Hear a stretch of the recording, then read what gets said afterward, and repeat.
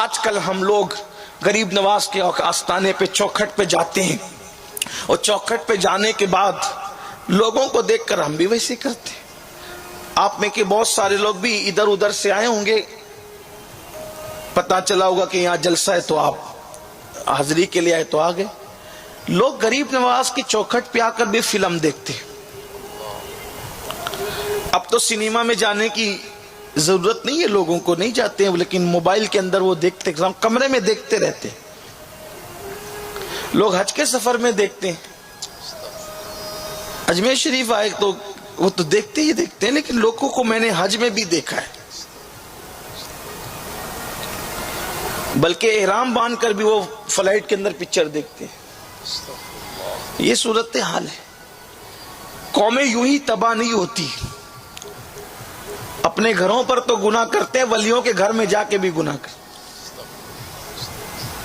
ولیوں کے گھر میں جا کے کوئی گناہ کرے اس کا انجام کیا ہو؟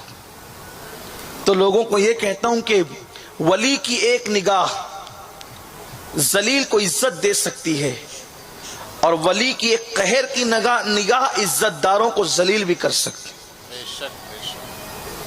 بے شمار لوگ ہیں ولیوں کی قہر کی نگاہ نے تباہ کر دیا، برباد کر دیا۔ یاد رکھنا، ولی کسی کا نقصان نہیں کرتے، نقصان کے لیے نہیں ہوتے، لیکن وہ غیرت والے لوگ ہیں۔ اللہ کی صفت غیرت سے اللہ جتنا چاہتا ہے ان کو حصہ عطا فرماتا ہے۔ اللہ اپنی صفت قہاری و جباری سے جتنا چاہتا ہے ان کو حصہ عطا فرماتا ہے۔ اگر تم نے ان کے یہاں جا کے گناہ کیا، بلکہ معاذ اللہ لوگ تو پھر مردوں کے ساتھ بدکاریاں بھی کرتے ہیں، اللہ والوں کی چوکھٹ پہ جا کے کمروں میں زنا کے اڈوں پہ بھی جاتے ہیں، شراب بھی پیتے ہیں، نشہ بھی کرتے ہیں، بد نظری بھی کرتے ہیں۔ لوگوں کو پتہ ہونا چاہیے کہ اللہ کا ولی ان چیزوں کو پسند نہیں کرتا۔ ولی کی چوکھٹ توبہ کی جگہ ہے، گناہ کی جگہ نہیں۔ ولی کی چوکھٹ اللہ کا قرب پانے کی جگہ ہے، گناہ کی جگہ نہیں، آوارگی کی جگہ نہیں، عیاشی کی جگہ نہیں۔ اور یاد رکھنا، گناہ کر کے ولی کے یہاں جاؤ گے، ولی کبھی پسند نہیں کریں گے، کبھی نہیں چاہیں گے آپ کو۔ اگر چاہتے ہو کہ ولی پیار کی نظر سے دیکھے، چاہتے ہو ولی پیار کی نظر سے دیکھے، تو ولی کی چوکھٹ پہ پاپ نہیں کرنا، ولی کی چوکھٹ پہ نیکی کرنا۔ درود شریف پڑھو، قرآن مقدس کی آیتیں پڑھو، نعت مصطفیٰ پڑھو، ایک دوسرے کے ساتھ حسن سلوک کرو۔ اور غریب نواز تو ایسے ولی کا نام ہے، جب تک زمین پر حیات تھے تب بھی لوگوں کو نوازتے تھے، اب زمین کے اندر ہے تو بھی نوازتے ہیں۔ ہر ولی کو رسول اللہ کی کوئی نہ کوئی صفت کا حصہ دیا گیا، غریب نواز کو نبی کی سخاوت کا حصہ دیا گیا۔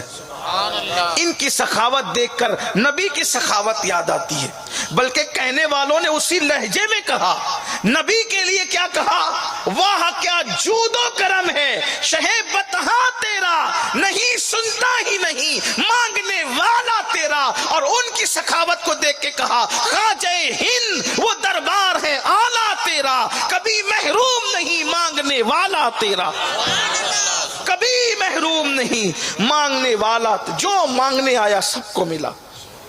دیکھو بھیک سب کو ملتی ہے، لیکن پیار کی نظر سب کو نہیں ملتی۔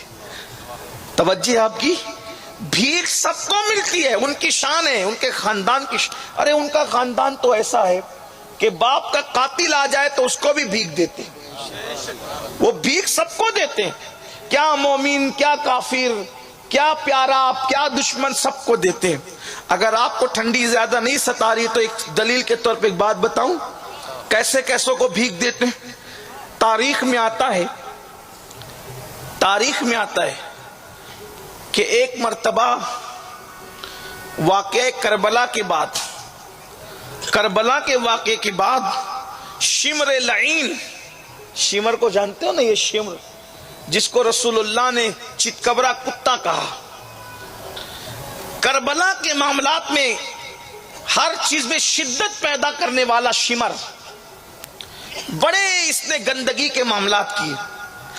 جب کربلا کا واقعہ ہو گیا، آپ کو کربلا پتہ ہے کہ شہزادوں کو شہید کر دیا، علی اکبر جیسا جوان، امام قاسم جیسا جوان، علی اصغر جیسا معصوم 6 مہینے کا لاڈلا شہزادہ، حتیٰ کہ امام حسین بھی شہید ہو گئے، بیویوں کو مارا، ان کے دوپٹے چھینے، ان کی کان کی بالیاں چھینی، خیمے لوٹ لیے، جلا دیا، سب کیا، اتنا سب ظلم ہوا۔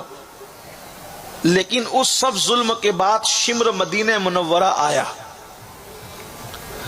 اس ظلم کے بعد شمر مدینہ منورہ آیا تو سارے مدینے والوں نے اس کو دیکھ کر اپنے دروازے بند کر لیے، سب مدینہ منورہ والوں نے اس کو دیکھ کر اپنے دروازے بند کر لیے۔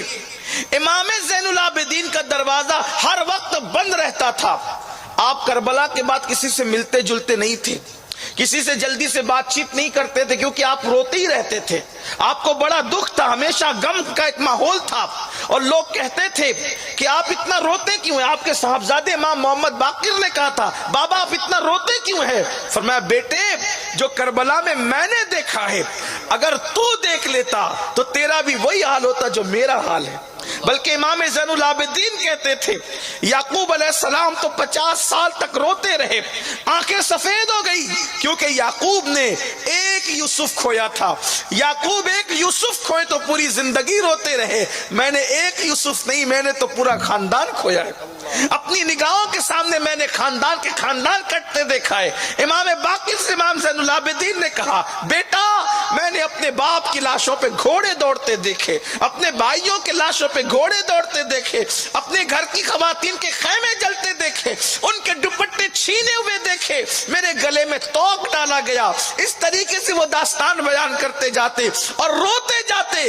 امام زین العابدین جلدی کسی سے ملتے نہیں تھے، ہر وقت دروازہ بند رہتا تھا۔ اللہ اکبر، مدینے والوں نے شمر کو دیکھ کر اپنا دروازہ بند کر لیا کہ قاتل حسین آیا ہے، قاتل شہزادگان رسول آیا ہے، اس کو دیکھ کے دروازے بند کر لیے جائیں۔ امام زین العابدین کو اطلاع ہوئی تو آپ نے اپنا دروازہ کھول دیا، اور دروازہ کھول کر کے اس کو کھانا بھی کھلایا، اس کو پانی بھی پلایا۔ تو وہ چت قبرے کتے شمر نے کہا زین العابدین لوگوں نے مجھے پہچانا، آپ نے نہیں پہچانا میں کون ہوں۔ امام زین العابدین نے فرمایا پہچانا اسی لیے تو کھلایا بھی اور پلایا بھی، کہا کہ لوگوں نے پہچانا تو دروازے بند کر لیے، آپ نے پہچان کے کھلایا پلایا بھی۔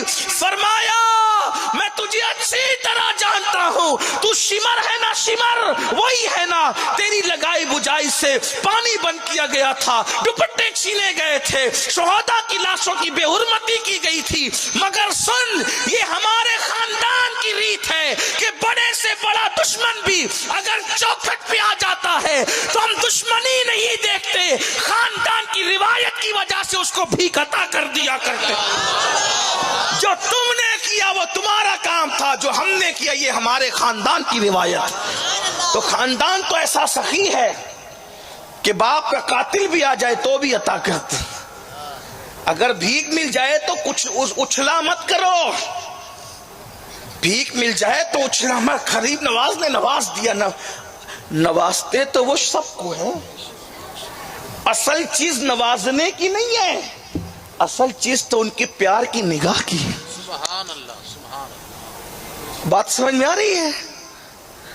اصل چیز ان کے پیار کی نگاہ کی ہے، ان کے نوازنے کا کوئی معاملہ ہی نہیں، وہ تو ہے ہی نوازنے کے لیے، کافروں کو بھی نوازتے، نوازنا تو نوازنا ہے، اصل چیز ہے پیار کی نظر۔ اور پیار کی نظر کس پر ہوتی ہے؟ اپنی گفتگو سمیٹنے لگا ہوں، پیار کی نظر کس پر ہوتی ہے اس واقعے سے اندازہ لگانا، اور پھر سوچنا کہ ہم پر پیار کی نظر ہے کہ نہیں ہے، ہم کرتے کیا ہیں۔ ایک دن کا واقعہ ہے، ایک شخص غریب نواز کے یہاں اپنی مراد لے کر آئے۔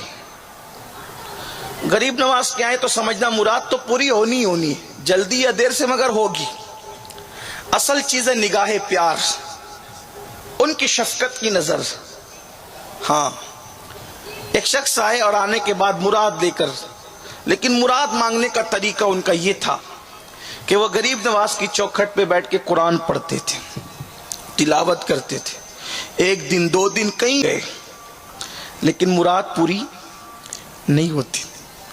اور ہم لوگ تو ایسے بے صبرے ہیں، بلکہ میں خود بھی ادھر منہ سے نکلا ادھر فوراً پورا ہونا چاہیے. میں سوچتا ہوں نبی کی مراد پوری ہونے میں کبھی کبھی 50 سال گزر گئے. نبی کی مراد پوری ہونے میں 50 سال گزر گئے. بچپنے میں خواب دیکھا تھا یوسف علیہ السلام نے کہ مجھے 11 ستارے چاند اور سورج سجدہ کرتے ہیں. جب خواب دیکھا تھا تو کیا عمر تھی؟ 10-11 سال کی عمر تھی، بچے تھے آپ. اور وہ خواب جب پورا ہوا مصر میں تو آپ بچوں کے باپ نہیں بلکہ بچوں کے دادا بن گئے تھے. جب کبھی کبھی نبی کی مراد پوری ہونے میں 50 سال کا عرصہ جاتا ہے تو اپنی مراد پوری ہونے میں بھی وقت لگ سکتا ہے نا. لوگ کہتے ہیں میری مراد پوری نہیں ہوئی. ارے مراد پوری ہو گئی، اب اس کا ظاہر ہونے میں وقت لگ رہا ہے. اور ایک بات یاد رکھنا، مسلمان جو دعا کرے اللہ اس کی ہر دعا قبول کرتا ہے. دعا آپ کی کبھی رد نہیں ہوتی. البتہ اس کی 3 شکلیں ہوتی ہیں. دعا کی پہلی شکل یہ ہے کہ فوراً اس کا اثر ظاہر ہو گیا تو آپ اس کو کہتے ہیں قبول ہو گئی، فوراً اثر ظاہر ہوتا ہے. دوسری یہ کہ ہم دعا کرتے ہیں اور ہم پر کوئی مصیبت آنے والی ہوتی ہے تو یہ دعا جا کر اس سے جنگ کرتی ہے اور وہ دعا مصیبت کو ٹال دیتی ہے.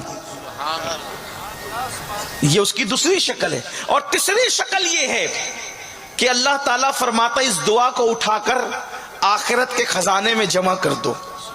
اب جب قیامت کے دن وہ دعا نکالی جائے گی جو آخرت کے خزانے میں جمع کی گئی ہے تو لوگ ہاتھ مسلتے ہوئے کہیں گے کاش کسی دعا کا اثر دنیا میں ظاہر نہ ہوا ہوتا اور ساری دعا خزانے میں جمع ہوتی تو آج اس کی برکتیں ہمیں مل جاتی. تو آپ تو یہاں بھی سب چاہتے ہیں وہاں بھی سب چاہتے ہیں، لیکن یہ کہ دعا کرتے رہو. اور ایک بات آپ سے کہتا ہوں، دعا زیادہ کیا کرو، کیونکہ دعا کیا ہے. ایک بات کہتا ہوں یار، قبول ہو نہ ہو اس کو ایک طرف رکھیے. کیا یہ کم ہے کہ اللہ نے ہمیں دعا کرنے کی توفیق دی؟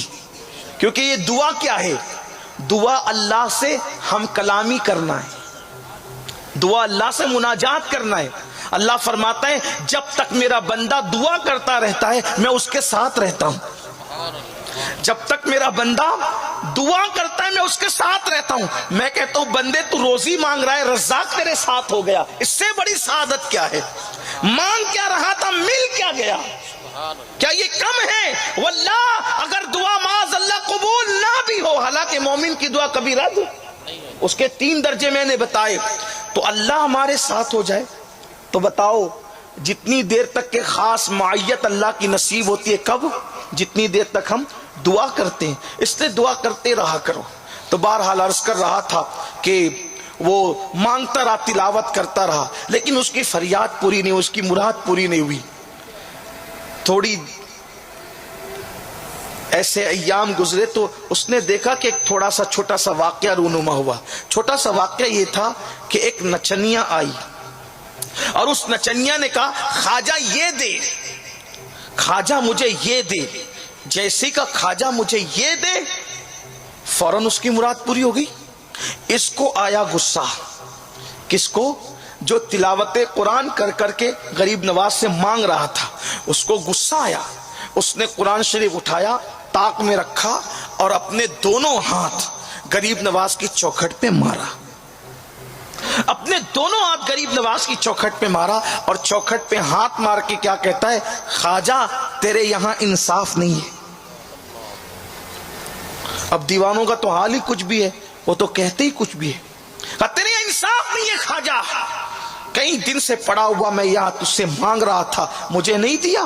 وہ نچنیا جو ناچتی ہے، گانے گاتی ہے، اس نے کہا خواجہ دے اور دے دیا اس کو. یہ کہہ کر کے چلا. جیسے ہی جا رہا تھا غریب نواز کا احاطہ چھوڑ کر، سیرت نگاروں نے لکھا ہے کہ سامنے سے ایک نورانی چہرے والے بزرگ بڑے وجیح اور حسین و جمیل سامنے سے آتے ہوئے نظر آئے. انہوں نے خود سے سلام کیا اور فرمایا بیٹے کہاں جا رہے ہو؟ ان کو بھی اس نے وہی کہا یہاں انصاف نہیں ہے. معاذ اللہ، اس نے کہا یہاں انصاف نہیں ہے. کیا ہوا؟ اتنے دن سے پڑا پڑا بھیک مانگ رہا تھا، کچھ نہیں دیا. ایک نچنی آئی کا کھاجا دے دے، اس کو دے دیا، انصاف نہیں، میں جا رہا ہوں۔ اس آنے والے بزرگ نے، جن کا چہرہ بڑا نورانی تھا، من موہنی صورت تھی، دل ربا صورت تھی، انہوں نے کہا بیٹے جا، تیری مراد بھی پوری ہوگی۔ جو مراد دے کے آیا تھا، جا تجھے بھی دے دیا گیا۔ جب کہا کہ جا تیری مراد پوری ہوگی، کہا آپ کون ہیں اتنی بڑی بات کہنے والے کہ تیری مراد بھی پوری ہو گئی، مجھے پتا تو چلے کہ آپ کون ہیں۔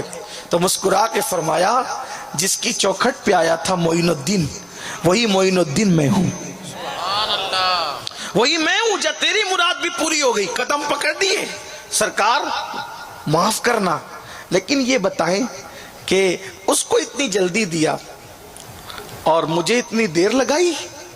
تو جواب دیا بیٹے دراصل وہ جو نچنیاں آئی تھی نا، گانے ناچنے والی، میں اس کو پسند نہیں کرتا تھا، نہ اس کی آواز کو پسند کرتا تھا، نہ اس کو پسند کرتا تھا، اس نے ایک آواز لگائی خواجہ دے دے، میں نے دے دیا تاکہ وہ جلدی سے چلی جائے، وہ میری چوکھٹ پہ نہ رکے، میری چوکھٹ پہ نہ بیٹھے، جلدی سے چلی جائے، میں نے دے دیا، چلی گئی وہ۔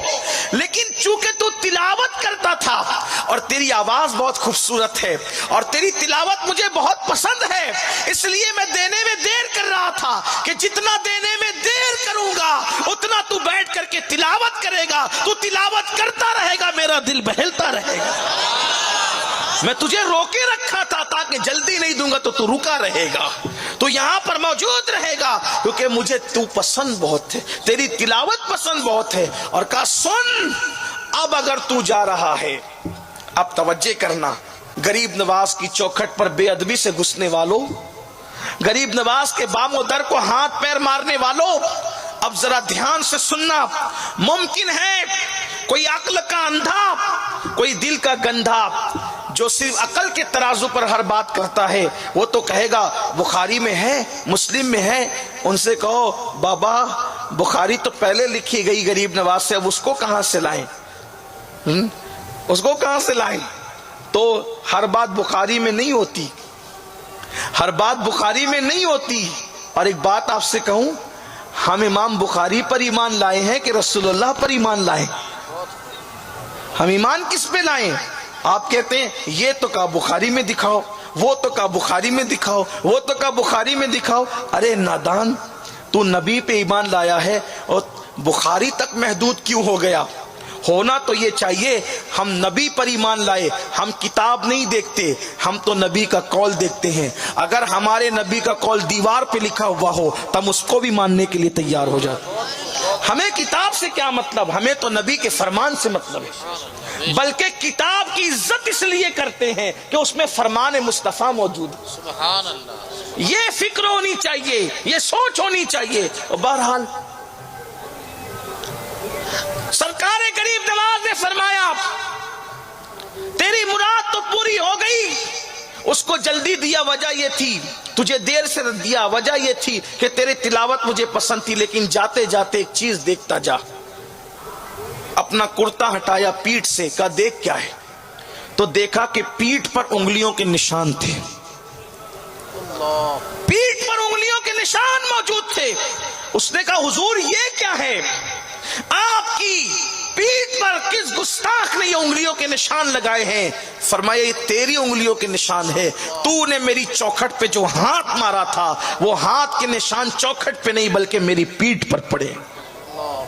یہ سرکار غریب نواز رضی اللہ تعالی نے بتایا اور فرمایا آج ہم آتے تو ہیں، لیکن کیا واقعی ہم اس انداز سے آتے ہیں کہ غریب نواز کی نگاہ رحمت پڑے، نگاہ شفقت پڑے، نگاہ پیار پڑے؟ ہم تو اللہ اکبر، نہ نیکیوں کا خیال نہ گناہوں کا خیال، یہاں آ کر بھی فجر میں سوتے پڑے رہیں، یہاں آ کر بھی نمازوں میں سستی کرتے رہیں، یہاں آ کر بھی نمازوں میں غفلت کرتے رہیں۔ حتیٰ کہ کچھ لوگ تو ایسے بھی ہیں معاذ اللہ کہ جو یہاں آنے کے بعد بھی اپنے چہروں سے داڑیاں منڈا منڈا کر گٹروں میں پھینکواتے ہیں۔ مجھے بہت احساس ہوتا ہے اللہ میری قوم کے جوانوں کا کیا ہوگا، یہ داڑیاں منڈانے کو گناہ سمجھتے ہی نہیں ہے، اور جبکہ داڑھی منڈانا اتنا بڑا گناہ ہے، اتنا بڑا گناہ ہے۔ فرمایا گیا جو اپنے چہروں سے داڑیاں منڈا کر کے مریں گے مرنے کے بعد ان کے چہرے پر سانپ اور بچھو چمٹے ہوں گے. اور اس سے بھی بڑی بات، اللہ کے رسول علیہ الصلوۃ والتسلیم ایک ضروری کام سے اپنے گھر سے نکلے. اللہ کے حبیب علیہ السلام ایک ضروری کام سے اپنے گھر سے نکلے اور اچانک وہ کام کیے بغیر واپس ہو گئے. وہ کام نہیں کیا،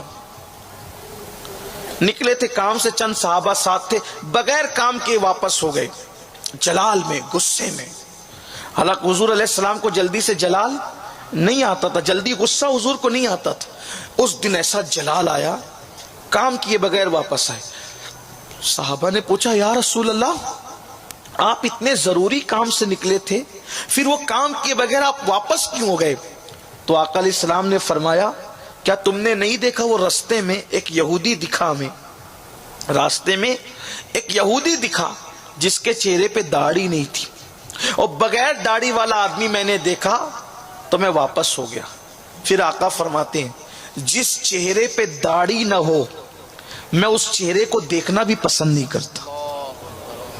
تصور کرنا ذرا. اور میں اینڈ وہیں پر آ رہا ہوں، اختتام پہ، جہاں سے میں نے شروع کیا تھا، جہاں سے گفتگو کا آغاز کیا تھا وہیں پر میں اختتام کرنا چاہتا ہوں. لیکن وہ میرے بھائی جو خوبصورت بننے کے چکر میں، اسمارٹ بننے کے چکر میں مرد ہو کر بھی داڑیاں مڈا کر گٹروں میں پھینکوا رہے ہیں. نماز کی بات کرو، لوگ جلدی سے نماز پڑھنے کے لیے تیار بھی ہو جاتے ہیں. صدقے کی بات کرو، لوگ صدقہ دینے کے لیے بھی تیار ہو جاتے ہیں. لیکن داڑھی کی بات کرو تو لوگ پیچھے ہٹتے، جلدی سے تیار نہیں ہوتے. داڑھی رکھوں گا تو کیسا لگوں گا، داڑھی رکھوں گا تو میرا چہرہ کیسے دکھے گا. میرے بھائی کیسے دکھے گا تو؟ دنیا کا سب سے خوبصورت انسان جسے دنیا محمد الرسول اللہ کہتی، جب ان کے چہرے پہ داڑھی تھی تو اپنے چہرے پہ داڑھی کون سی بدصورت لگے گی؟ داڑھی سے کوئی بدصورت نہیں لگتا، خوبصورت ہی لگتا ہے. یہ دیکھو یہ علماء کے نورانی چہرے، سب کے چہروں پہ داڑھی ہیں. اور داڑھی کالی ہو تو مزہ آتا ہے، چہرے کا حسن اور بڑھ جاتا ہے. دیکھو کالی ہوگی تو حسن بڑھ جائے گا، لیکن اگر سفید ہو جائے تو سفید ہونے کی برکت کیا ہے؟ میرے آقا فرماتے ہیں جس کی داڑھی سفید ہو جاتی ہے، جو بوڑھا ہو جاتا ہے، اللہ اس کی دعا کو رد کرنے میں حیا فرماتا ہے. سبحان اللہ، سبحان اللہ. کالی ہے تو خوبصورت ہے، سفید ہے تو اللہ حیا فرما رہا ہے، اس کی دعا رد نہیں ہوتی جن کی داڑھی سفید ہو جاتی.